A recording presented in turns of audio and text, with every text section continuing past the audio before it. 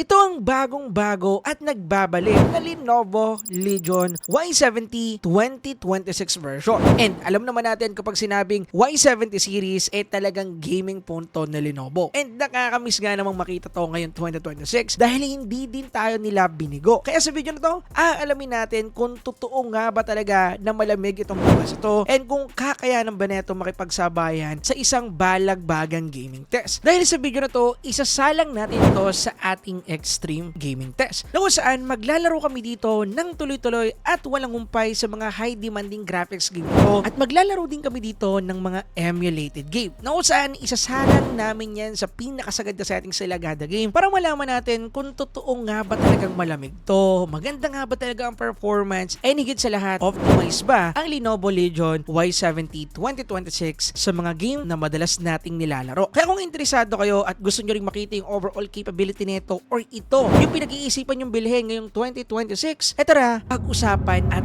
alamin natin. So, quick recap lang sa specification ng phone na to para sa mga kaparekoy natin na hindi napanood yung full review. Ginamitin na tong phone na to ng Snapdragon 8 Gen 5 chip at alam naman natin siguro kung anong overall capability ng device na yan. Kasi yung gaming chip pero hindi siya kasing lakas ng Snapdragon 8 Elite Gen 5, magkaiba po yun. Pero almost kasing lakas siya ng Snapdragon 8 Elite pero medyo underclock ng konti. So, yan yung quick introduction pagdating sa chipset na yan. And pagdating naman sa cooling system, meron na tong malaking vapor chamber which is isa to sa pinagmamalaki ni Lenovo para sa cooling system na tong Y70 2026. And meron na nga rin pala tong 8,000 mAh battery at malalaman natin kung makunat nga ba talaga yan sa video na to. And with that said, ito naman yung mga preparation na ginawa namin bago namin gawin yung extreme gaming test. Siyempre, unang-una, charge namin yung phone up to 100%.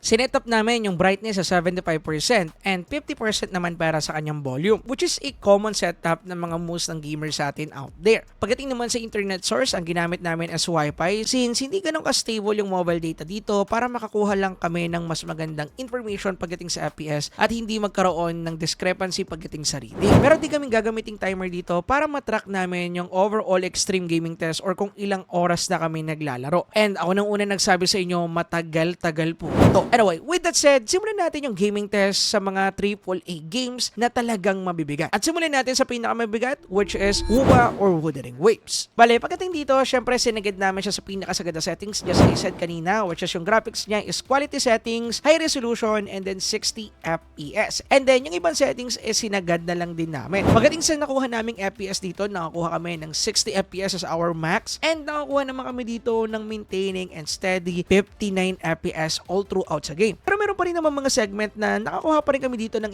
FPS drop, which is 54, 53 FPS, which is common. And yung pinaka-lowest siguro na napansin namin is 43 to 40 FPS, which is bumabalik din naman agad sa maintaining FPS niya. Talagang medyo may mga part na bumababa lang siya. So, ang pinaka-endpoint dito is playable na playable siya. Pagdating naman sa thermal na nakuha namin dito, dalawang beses kami nag-check ng thermal, first 30 minutes and second 30 minutes. And yung nakuha namin para sa first 30 minutes ay pumalo to ng 43 to 44 degrees Celsius pagdating sa front and 41 to 42 degrees Celsius naman pagdating sa back. However, after ng another 30 minutes, nakakuha tayo dito ng 46 to 47 degrees Celsius pagdating sa front and 43 to 45 degrees Celsius naman pagdating sa back. And yes, mga kaparakoy, umiinit po ang Lenovo Legion Y70, which is pretty normal or totoo naman talaga nangyayari sa kahit anong devices. Pero ang tanong, ganito ba yung mangyayari sa ibang mga game? Kasi alam naman nating mabigat itong WUWA. Anyway, battery check muna tayo. Wala man kami may pakita na clip ngayon dahil medyo na-corrupt yung file namin after namin mag-transfer. Pero 73%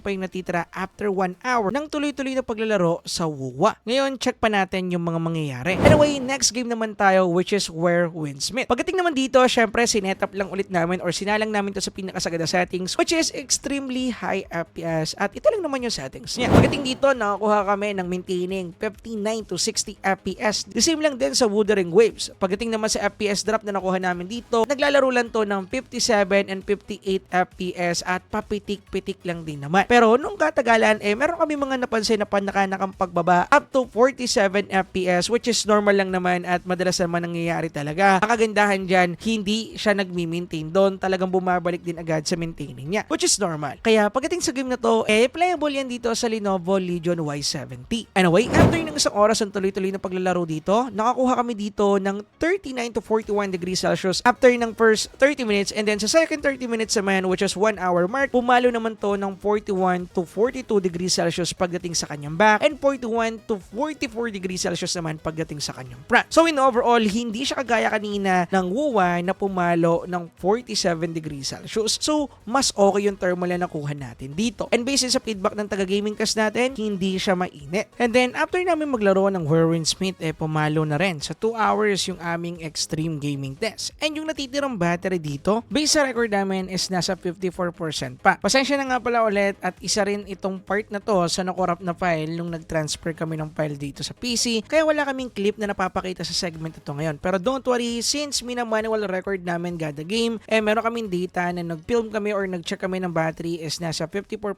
pa yung natitira after ng 2 hours. Anyway, next naman namin sinalang dito is isa sa pinaka-favorite ng lahat, Genshin Impact. Pagdating naman dito, syempre sagad na setup lang din ulit. Highest graphical preset settings and then 60 FPS combo. Pagdating naman sa maximum FPS na nakuha natin dito is naglaro to ng 60 to 59 FPS which is pretty normal. And nakakuha naman tayo ng average na 59 to 60 FPS lang din. However, dahil tuloy-tuloy namin ito nilalaro at medyo mainit nga kanina sa WUWA, na-adapt yan dito sa Genshin Impact. Kaya bumaba yung average frame rate niya sa 36 FPS. Pagdating naman sa thermal na nakuha natin dito after ng 1 hour ng tuloy-tuloy na paglalaro, nakakuha lang kami dito ng 42 to 44 degrees Celsius pagdating sa front and 41 to 44 degrees Celsius naman pagdating sa kanyang back. And next namin sinalang after namin mag-battery check is itong ating solo leveling. Pagdating dito, sagad na setup lang din ulit, very high graphics, and sagad na rin yung iba pang mga settings sa ibaba. Pagdating dito, nakakuha tayo ng maximum 60 FPS which is good. Pagdating naman sa average na nakuha naming FPS dito, is naglalaro to ng 50 to 55 FPS. Pagdating naman sa drop, meron pa rin naman kami natala dito which is hindi na rin naman ako nabigla or hindi na rin naman ako na-surprise na hindi talaga tayo nakakuha or makakakuha dito ng maintaining 60 FPS pagdating sa solo leveling since hindi nga ito ganong ka-optimize. At sa lahat siguro ng mga phone na tinesting ko dito, kahit yung Red Magic 11S Pro, hindi nakakuha ng ganong ka-stable na FPS dito. At ganoon pa man, okay naman yung overall playability ng phone na to dito sa ating solo leveling. So kung meron mga solo leveling player out there, usable or playable na playable pa rin po dito sa Lenovo Legion Y70 itong game na to. Anyway, after ng 30 minutes na tuloy-tuloy na paglalaro dito, nakakuha kami ng 39 to 40 degrees Celsius pagdating sa front and 38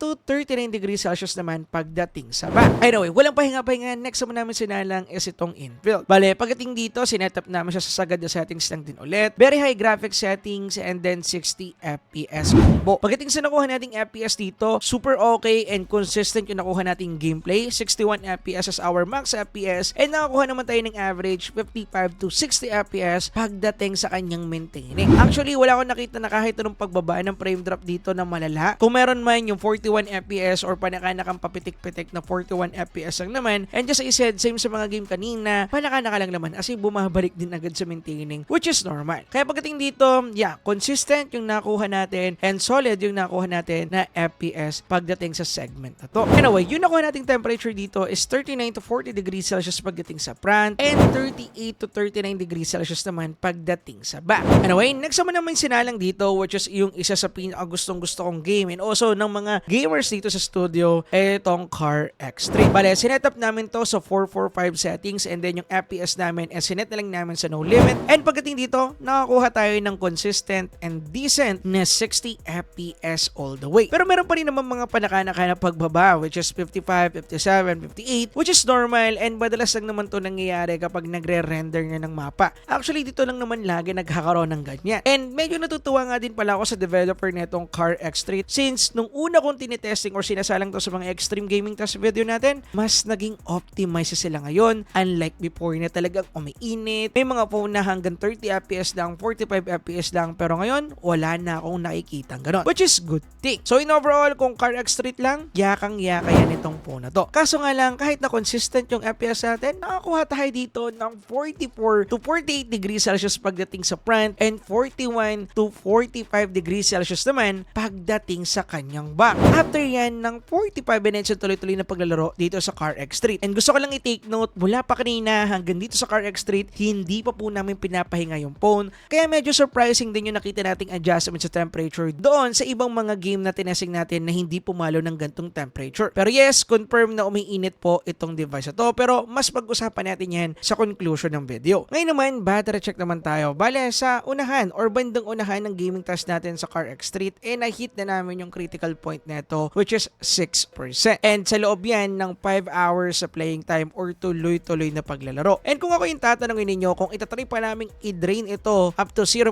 or 1%, kaya pa natin umabot ng 5 hours in 30 or 5 hours in 45 minutes. Pero para hindi maset yung overall na setup namin sa FPS meter, may nabuti na lang namin na dito natapusin. And pagdating sa battery neto, pag-usapan na lang natin yan doon sa conclusion ng video para tuloy-tuloy tayo. At ngayon, pag-usapan naman natin yung mga shooting game. At unahin na natin dyan itong ating Garena Delta Force. Bale, pagdating dito, sinetup lang namin siya sa pinakasagad na setup, smooth settings, and then 60 FPS. By the way, medyo nagkamali kami dito dahil medyo bago yung nag-extreme gaming test sa atin. Hindi nyo napansin na pwedeng isetup sa 120 FPS yung FPS settings. Pero yes, meron pong 120 FPS support at gumagana rin po ang 100 FPS support pagdating sa Garena Delta Force. Kaya yung nakikita nyong gameplay ngayon is nasa 60 FPS lang dahil nagkamali siya ng settings dito. But gano'n pa man, okay yung ating overall gameplay dito. Solid, walang problema, goods na goods in overall. And after din yan, nakakuha lang tayo dito ng 38 to 39 degrees Celsius pagdating sa front and 37 to 38 degrees Celsius naman pagdating sa back. And kung lalaroin naman natin itong game na to in 120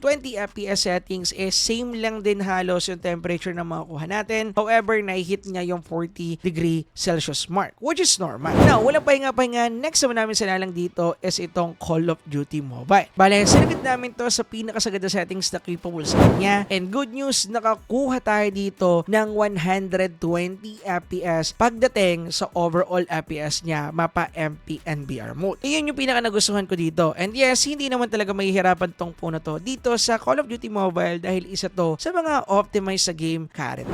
Anyway, after ng 30 minutes ng tuloy-tuloy na paglalaro dito, nakakuha lang tayo ng 38 to 39 degrees Celsius pagdating sa front and 36 to 38 degrees Celsius naman pagdating sa back, which is good. Now, next naman namin sinalang, which is madami din nagkaagustong game ngayon at hype na hype, which is Blood Strike. Sinetup namin siya sa high resolution, high graphics, and then extreme FPS settings, which is pinakasagad kumbaga. And pagdating sa naging overall gameplay natin dito, nakakuha tayo ng maximum 144 FPS and average maintaining 142 to 144 FPS. Actually, kahit bumaba pa yun ng 120, 100, hindi nyo mapapansin dahil halos hindi nyo naman talaga yung mapapansin using your naked eye unless gagamit tayo ng FPS meter, magsuzoom in at ipag-compare 120 FPS gameplay and 144 FPS gameplay, and yeah, doon lang natin mapapansin. And pagdating dito, natuwa lang din ako dahil unlike sa ibang mga shooting games na madalas nating nilalaro, needed natin ibaba yung ating graphic settings para makuha yung 144 FPS setup. Kaya natutuwa lang din ako dito sa Blood Strike dahil optimize siya dahil hindi na natin to kailangan gawin sa kanya. Anyway, after ng 30 plus minutes ng tuloy-tuloy na paglalaro dito, nakakuha kami ng 39 to 40 degrees Celsius pagdating sa front and 36 to 38 degrees Celsius naman pagdating sa back panel neto, which is hindi halos uminit kahit max out settings na. Now, walang pahinga-pahinga, next naman namin sinalang is PUBG Mobile. Then, pagdating dito, sinetup lang namin siya sa FPS priority settings, which is super smooth graphics and ultra FPS setting. At ito yung sinasabi ko kanina. Anyway, pagdating dito, nakakuha tayo ng maximum 121 FPS, which is super max. And nakakuha naman tayo ng average 119 to 115 FPS as our maintaining and average FPS. So, pagdating dito, same lang din yung feedback ko sa Blood Strike. Walang magiging problema. All throughout sa gameplay, smooth na smooth po tayo. And gusto ko lang linawin na hindi lang ito yung pagkakataon na naglaro ako ng Blood Strike and also ng PUBG Mobile. Nilalaro din namin to dito kahit na hindi kami nagpe-film ng gaming test. As in, ginagamit lang talaga namin. And yes, consistent yung FPS niya sa 120,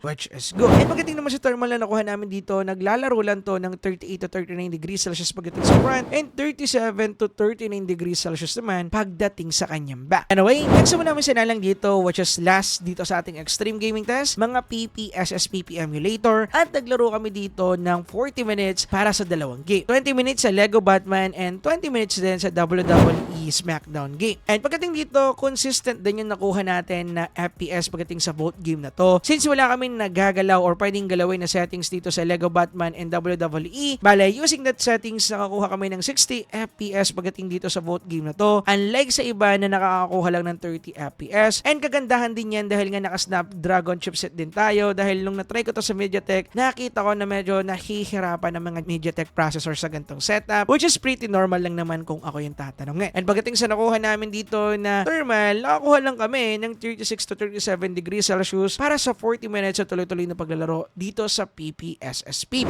Now, meron akong pabona sa inyo which which is naglaro din kami dito ng mga heavy emulated game. Bali yung ginamit namin ditong app is yung Game Hub, and naglaro kami dito ng mga PC game gaya ng Tekken 7, Silksong, Valhalla, and also Hades 2. And kung meron mga makakapansin, nagpalit kami ng background dito dahil separate na testing namin tong ginawa sa kanya. Bale, hindi siya kasama nung whole extreme gaming test na ginawa namin, kaya naging bonus clip ito para sa mga tao na mahilig or napapaisip kung ano yung performance nito sa mga emulated game. Bale, simulan na natin at unahin natin dito yung Tekken 7, and gusto kong alam palang linawin na gada game dito ay nalaro namin ng tig to 30 minutes.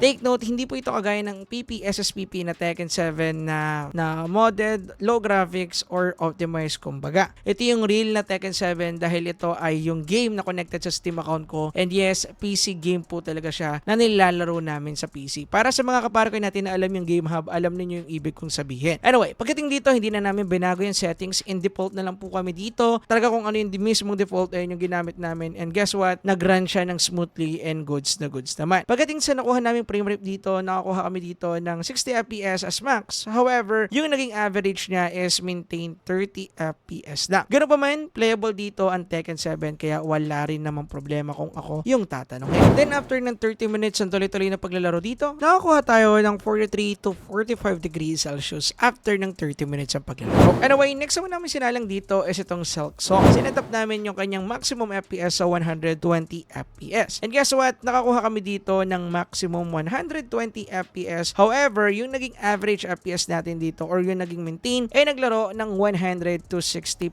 FPS. May mga moment na nasa 100 FPS siya. May mga moment din na katagalan bigla siyang bumaba ng 65, 60 FPS. Dahil yun nga, hindi naman siya bigla ang nangyari. So, papitik-pitik siya, and mostly, nangyayari talaga tong gantong adjustment dahil nga emulated game sila. Pero ganun pa man, yes, playable dito ang Silksong. So, kung naglalaro kayo nito sa mga Steam account ninyo, for sure, mai-enjoy nyo rin yan dito sa Lenovo Legion Y70. Then, pagdating sa thermal na nakuha namin, naglaro lang din to ng 40 to 41 degrees Celsius. And walang pahinga-pahinga, nagsama-sina lang dito is itong Hades 2, and same lang din yung ginawa naming setup, which is sinetup namin yung maximum FPS na pwede naming i-generate dito up to 120, and then yung resolution niya is 720p. Pagdating naman dito, nakakuha din tayo ng max 120 FPS. However, yung naging maintaining natin parang sa Silksong lang din. Bumaba din siya agad ng 70 plus FPS, which is normal lang din naman, gaya nga nang sabi ko, nagkakaroon talaga ng ganyang adjustment. Pero kagandahan dito, mas nag-maintain siya sa above 60 FPS dito sa game na to. And yes, playable na playable din po itong game na to pagdating dito sa Lenovo Legion Y70, kaya walang problema. And pagdating naman sa thermal na nakuha namin dito after ng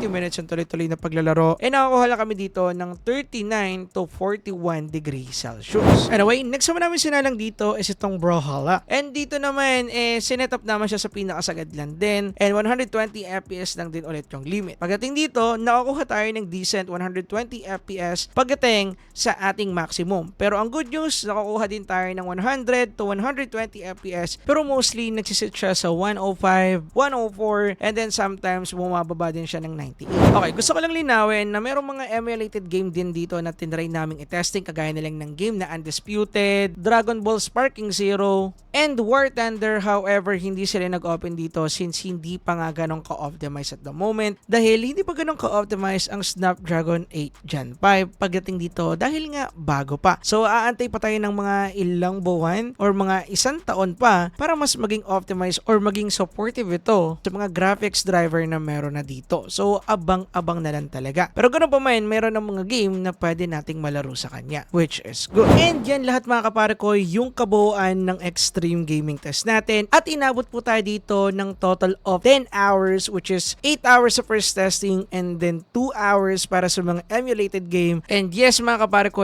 ganyan namin katagal tong tinesting. And kung gusto niyo yung mga gantong klase ng video na talagang tinitest yung phone, syempre subscribe and also like this video para mas maging aware kami. And also makita ninyo yung mga susunod na upload namin. Anyway, moving on, usapang final verdict naman tayo. At unahin agad natin pag-usapan yung gaming capability ng device na to. Kitang-kita naman natin na halos lahat ni-run neto ng smoothly. Halos sinisiw lang or binisik lang ng device na to. However, meron pa rin namang mga game na hindi pa supported yung higher graphic settings, frame rate settings, or nakakuha ng stable 60 FPS sa iba. Which is quite normal naman at nakikita rin natin to sa ibang mga devices kahit na malakas yung chipset na gamit nila. Kaya at the end of the day, of optimization is the key pa rin talaga. Kahit na gano'ng kalakas yung chipset mo, kung hindi ganun ka-optimize, hindi tayo makakuha ng stable na frame rate. And speaking of optimization, bukod sa maganda and also solid na raw power neto, okay din siya pagdating sa mga emulated game. Yun nga lang, meron talaga tayong mga game dito na hindi na patakbo or na parang sa kanya na maganda sana kung nasama, dahil for sure mas magiging maganda yung gameplay natin dito dahil mas marami tayong game na pwedeng malaro sa phone natin at hindi na natin almost kinakailangan ng PC if magkakataon or kaya bumili ng Steam Deck. Now, usapang thermal naman tayo and dalawang bagay lang yung masasabi ko dyan. Una, totoo yung sinasabi nila na malamig to, and pangalawa, umiinit din ito. Nakita naman natin siguro sa testing na pinakita namin sa inyo,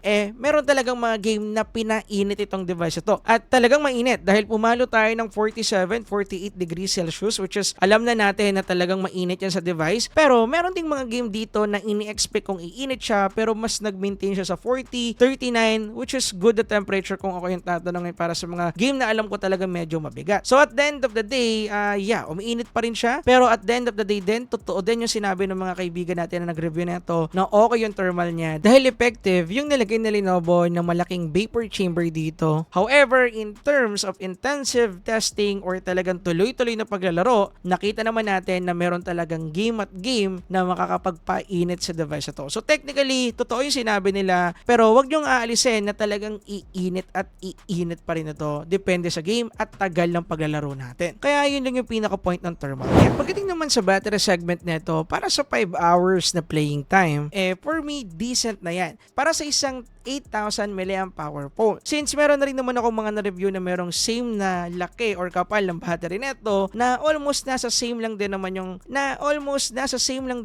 na 5 hours yung tinagal sa ginawa nating extreme gaming test. Yun nga lang, meron ding iba na mas mataas sa kanya. Yung iba almost umabot ng 6 hours. Kaya pagdating dito, masasabi ko na okay na or medya-medya yung kanyang battery capability in terms of kunatness. So in overall, ganun pa rin yung magiging feedback ko. Para sa presyo, ma-recommend ko pa rin ang Lenovo Legion Y70 dahil para sa 25 to 26,000 pesos, definitely sulit talaga to, lalo na mahal ngayon ang Poco X8 Pro and Poco X8 Pro Max. Kaya kung open kayo sa mga China ROM, ma-recommend ko to ngayon pa lang mismo. And pangalawa, meron pa ako may isa-suggest na isang China ROM din dito na definitely mas okay sa kanya and also mas maganda rin yung kanyang overall capability para sa same price. At yan, ang iQOO Z11 Turbo. Check nyo po dito yung full review sa Extreme Gaming Test. And yan lang muna sa ngayon. Subscribe para sa mga gantong video. Yun lang guys. Peace out.